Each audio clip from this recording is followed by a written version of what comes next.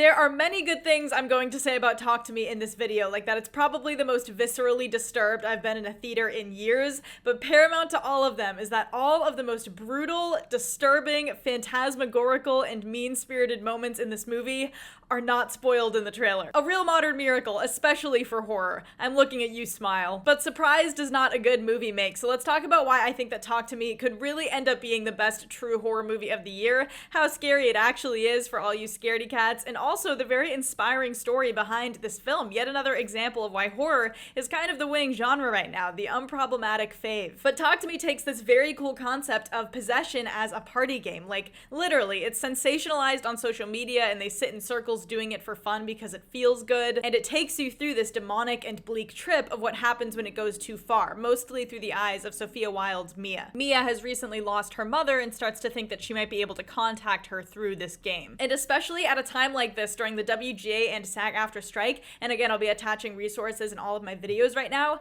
this is a film where you're really gonna want to know who made it, because it just makes it that much cooler. It was written and directed by Danny and Michael Phillipou, two Australian twin brothers and YouTubers. Their channel is Raka Raka. I don't know how I had never watched their stuff, but they're awesome. It's technically their directorial debut, but they've been making movies and videos forever, it seems, and it really shows in how confidently and competently crafted this film is. They have a video about this film on their YouTube channel, just a happy video discussing how they were encouraged to dilute their vision for the film to make it more generic, even to like not have Australian accents, and they took a risk and refused, and they got into Sundance, and the film got bought by A24. So sometimes it does pay off believing in yourself and sticking to your guns. And they're also the latest addition to the comedy to horror pipeline that's been like a trend in modern horror, and some people latched on to Jordan Peele or Zach Cregger's Barbarian, but for me there were a few moments in Talk to Me where I thought, is this my perfect modern horror movie? And why I say modern horror, and maybe I even mean mainstream horror, is because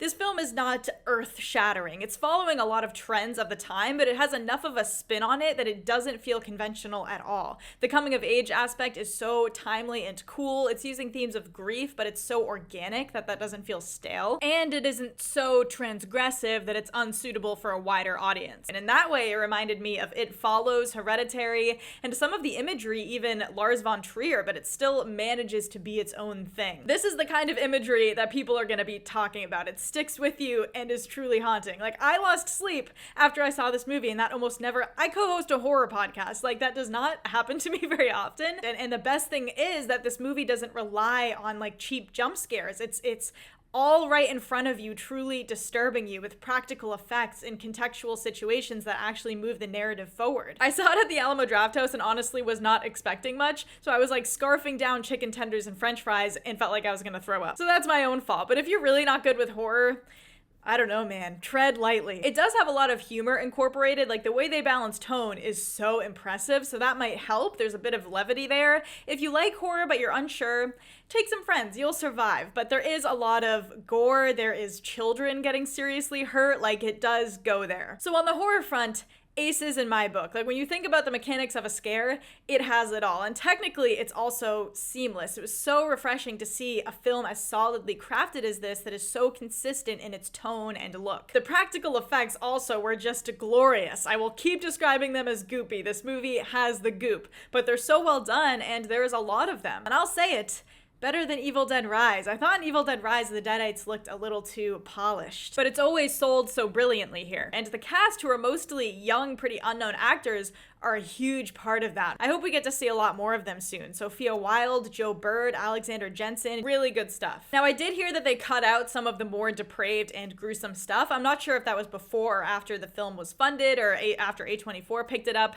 Kind of the lesser two evils if they wanted to bring it to a mainstream audience and not change the whole thing, like I mentioned before. There are also a couple moments where characters act against their better judgment or against anyone's better judgment, and it's not super believable. And some things that are left a bit unclear, but it's not so much about the rules of this spirit world as it is about creating these moments of grief and depravity. And the ending, despite a couple untied loose ends, is super satisfying. Like, I really loved the ending and how it brings everything full circle. I've seen some people have some tiffs about the third act on the whole, maybe because it's a bit anticlimactic, but it wasn't something that bothered me personally. It's such a small issue in an overall immersive, subversive, haunting film with everything, down to the humor, the tone, the cinematography, the scares, the coming of age dynamic. iconic. And there are a lot of little details and personality quirks that you just don't get in generic horror films. There's a crazy frog ringtone that's used all the time. The way Mia is always picking away at her nail polish reminded me of Catherine picking at the sticker of her car in David Cronenberg's Crash. This movie is just such a winner. Movies can fall under 3 R's in my book.